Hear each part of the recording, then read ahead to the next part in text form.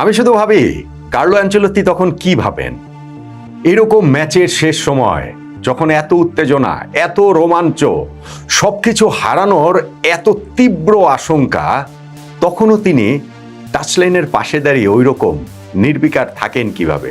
ওই রকম ভাবলেশহীন তিনি কিভাবে থাকতে পারেন? তিনি কি ভেতর থেকেই জানেন তার কোনো না কোনো শিষ্য ঠিকই তাকে বেল আউট করবে, ঠিকই দলকে জিতিয়ে নিয়ে আসবে?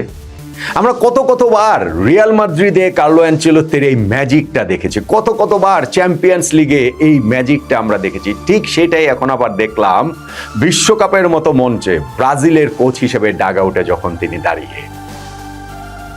রাউন্ড অফ 32 জাপানের বিপক্ষে ম্যাচটাতে ব্রাজিলকে কি ভীষণ অগ্নি পরীক্ষাই না দিতে হয়েছিল, আর সেইখানটাতে ঠিকই ওই ট্রু রিয়াল মাদ্রিদের স্পিরিটটা এই ব্রাজিলে এসে আনচেলত্তি নিয়ে আসতে পেরেছেন, যেই কারণে রিয়ালে যেমন তাকে হয় ভিনিসিয়াস বা রদ্রিগো, এই ব্রাজিলিয়ানরাই বেশিরভাগ ক্ষেত্রে অনেক ক্ষেত্রে আসলে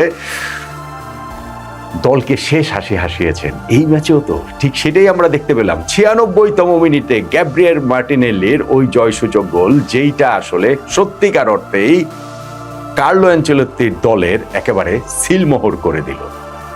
একটা ফুটবল টিম আসলে তার কোচের টিম, কোচ যেমন টিম তেমনই হয়। কার্লো অ্যানচেলত্তি একজন ইতালিয়ান, ব্রাজিলিয়ান ফুটবল ইতিহাসে সেই আরো 50-60 বছর পর একজন বিদেশি কোচ, সত্যিকার অর্থে লং টার্ম ধরলে প্রথম বিদেশি কোচ এই কার্লো অ্যানচেলত্তি, এবং ডেসপারেট হয়ে ব্রাজিল আনচেলত্তিকে নিয়োগ দিয়েছে। বছর খানেক চলে গিয়েছে, আনচেলত্তির ব্রাজিল যে ঠিক আনচেলত্তির হয়ে উঠেছেন সেইটা অত ভালোভাবে বোঝা যায়নি যত ভালোভাবে বোঝা গেল জাপানের বিপক্ষে এই ম্যাচটাতে। এবং সেই কারণেই মনে হচ্ছে কার্লো ইজ কুকিং, এবং অন্যান্য দলগুলোর আসলে ভয় পাওয়ার সময় বোধ করে চলে এসেছে এই ব্রাজিলকে নিয়ে।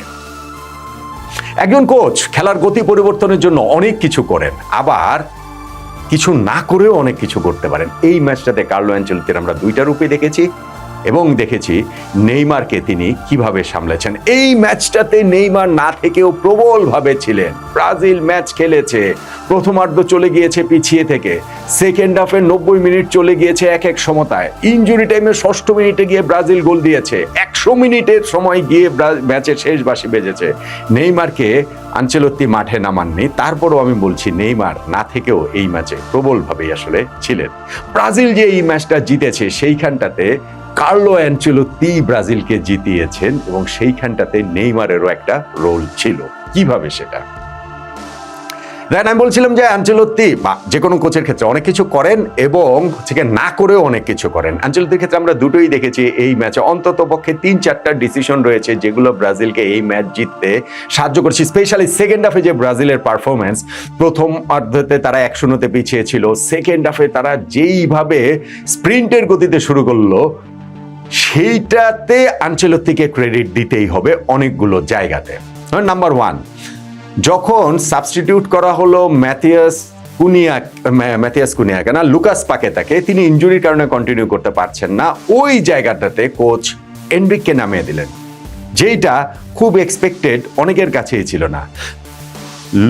লুকাস পাকেতা যেখানে হচ্ছে গিয়ে তিনি মিডফিল্ডে খেলছেন, তার রোলটা হচ্ছে অনেক বেশি ক্রিয়েটরের, সেইখানে এনরিককে নামানো মানে খেলার ডাইমেনশনটা চেঞ্জ করা। নাম্বার 1, এই কাজটা করলেন আনচেলত্তি।